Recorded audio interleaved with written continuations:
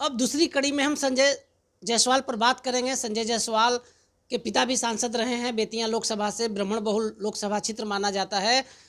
Sir, जब बेतिया में हम लोग घूम रहे थे, मदन मोहन तिवारी जो एनडी के विरुद्ध में प्रत्याशी थे, बड़ा उनका क्रेज देखा जा रहा था, लेकिन शाम होते होते वो चुनाव हार चुके थे। क्या कहेंगे सर, कैसे ऐसे पलट हो गया?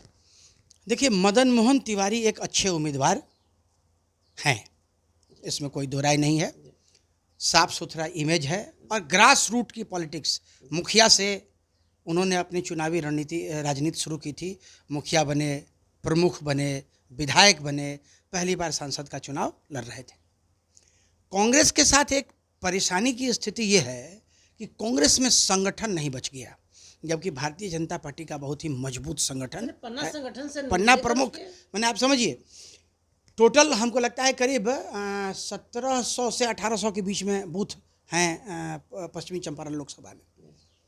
और बूथ का जो मैनेजमेंट है, उस बूथ मैनेजमेंट में भारतीय जनता पार्टी, मैं किसी एक व्यक्ति की बात नहीं कहता हूँ, भारतीय जनता पार्टी जो है वो चूँकि संगठन, वो कार्यकर्ता बेस पार्टी है, तो उनका संगठन बहुत मजबूत है। उनको ये तय करने की ज़रूरत नहीं पड़ती है कि हमको कितना पैसा किस पोलिंग एजेंट को देना है ना। ये व्यवस्था उनकी पहले से बनी।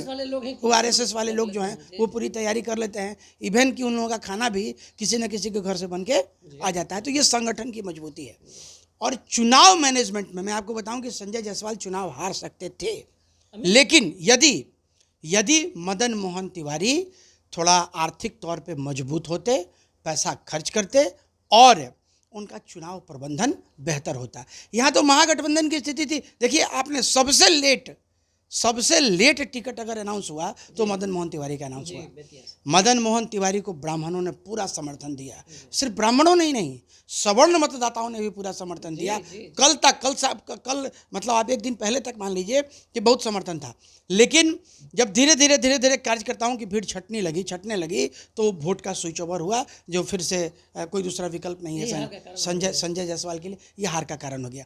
दूसरा एक बात आपको बताएं कि चौथी बार ये 1991 वो भवानी प्रसाद जायसवाल थे, इनके शायद दादाजी संजय जायसवाल जी के, तो उस समय से 1991 से एक ही परिवार का कब्जा है पश्चिमी चंपारण पे। ये इस बार बहुत प्रश्न चिन्ह इसके ऊपर उठे थे और बहुत ज़्यादा मतलब लोगों ने, लेकिन आकर लॉलीपॉप भी दिया था वहाँ मतदाताओं को कि इनको बड़ा दे देंगे, कुछ बड़ा बना देंगे। अच्छा, तो एक बात तो मान लीजिए संजय जायसवाल, ठीक है, संजय जायसवाल मंत्री नहीं रहे हैं, है ना, लेकिन बिहार प्रदेश के अध्यक्ष रहे हैं, है ना, सांसद रहे हैं, मंत्री पद उनको नहीं मिला है। अमित शाह ने कहा कि भाई कुछ बड़ा इनके लिए करेंगे, तो चलिए ठीक है। अब तो जहाँ पे सर क्या मतदाताओं पर हुआ सर?